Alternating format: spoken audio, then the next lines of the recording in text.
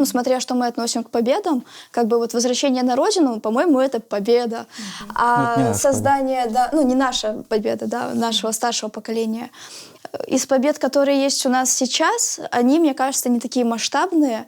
Это там, сохранение истории, да, у нас есть институты, у нас есть университеты, которые регулярно публикуют какие-то переводы, какие-то книги, научные работы. Исследования. Да, исследования. То есть здесь у нас какое-то развитие есть. У нас проводятся какие-то культурные мероприятия. В какой-то период времени их, в принципе, по-моему, не было, либо было очень мало. К маленьким победам можно отнести? Наверное, можно. Вот за последний год у нас появились новые песни. У нас появилась Урба Фэшн, получается, 2 раза они уже провели. Прежде этого не было.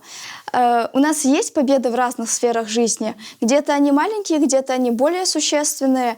Но и у нас сейчас условия такие, которые не позволяют какие-то огромные победы делать.